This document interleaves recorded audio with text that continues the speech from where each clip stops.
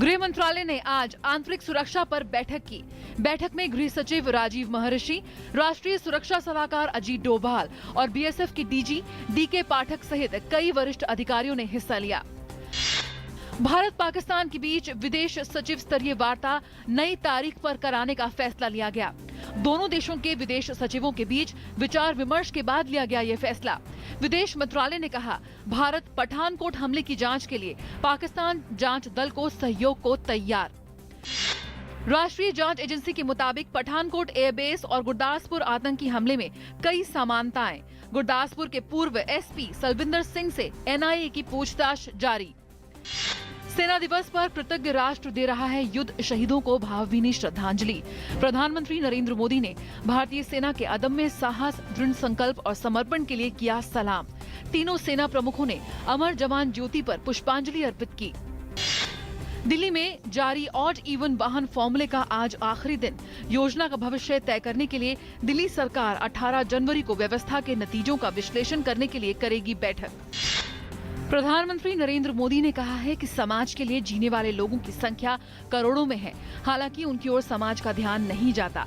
दिल्ली में एक समारोह के दौरान प्रधानमंत्री ने समाज की भलाई के लिए विपरीत परिस्थितियों में काम करने वाले और उदाहरण पेश करने वाले लोगों को सम्मानित किया। उन्होंने कहा कि ऐसे तमाम लोगों की शक्ति को सहेजकर उसे समाज और राष्ट्र की शक्ति बनाया जाना चाहिए। केंद्र ने सूखा प्रभावित तेलंगाना को राष्ट्रीय आपदा राहत कोष से 791 करोड़ रुपए की सहायता की मंजूरी दी है।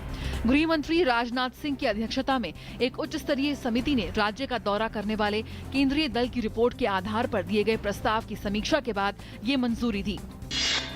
इंडोनेशिया की राजधानी जकार्ता में आतंकी हमले में 5 आतंकियों समेत 7 की मौत। इस्लामिक स्टेट ने ली हमले की जिम्मेदारी। प्रधानमंत्री नरेंद्र मोदी ने मारे गए लोगों के परिजनों के प्रति जताई शोक संवेदनाएं। अमेरिका के रक्षा विभाग ने इंडोनेशिया पर किए गए आईएसआईएस जैसे हमलों के खिलाफ सख्त कदम उठाने और उन्हें रोकने की बात कही है। अमेरिका का कहना है कि यह आतंकी संगठन अपनी विफलताओं के चलते इस तरह के हमलों को अंजाम दे रहा है। अमेरिका के रक्षा सचिव एस कार्टर ने कहा है कि जकार्ता में हुआ हमला इस आतंकी संगठन पर बढ़ते दबाव की वजह से किया गया है। सीरिया संकट पर संयुक्त राष्ट्र सुरक्षा परिषद की बैठक का उद्देश्य सीरिया की सरकार और विपक्ष के प्रतिनिधियों के बीच औपचारिक वार्ता द्वारा संघर्ष खत्म करने का प्रयास करना है। राजधानी दिल्ली समेत उत्तर भारत में दिखा घने कोहरे और ठंड का असर। कोहरे के चलते 70 ट्रेनें हुई रद्द। जम्मू कश्मीर के लेह में पारा 0 से 13.2 डिग्री नीचे। भारत और ऑस्ट्रेलिया के बीच 5 मैचों की सीरीज का दूसरा वनडे आज गाबा में जारी। रोहित शर्मा ने लगाया 10वां एक दिवसीय शतक। सानिया हिंगिस की जोड़ी WTA सिडनी इंटरनेशनल टेनिस के फाइनल में। सानिया हिंगिस ने लगातार 29वां महिला डबल्स मैच जीतकर 22 साल पुराना विश्व रिकॉर्ड तोड़ा।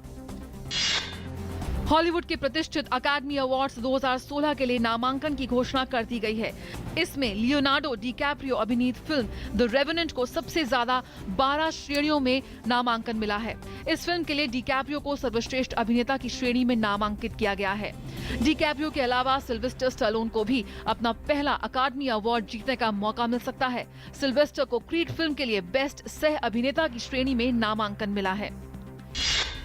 देश में नई फसल के उपलक्ष्य में लगातार दूसरे दिन मनाया जा रहा है मकर संक्रांति और पोंगल का त्योहार।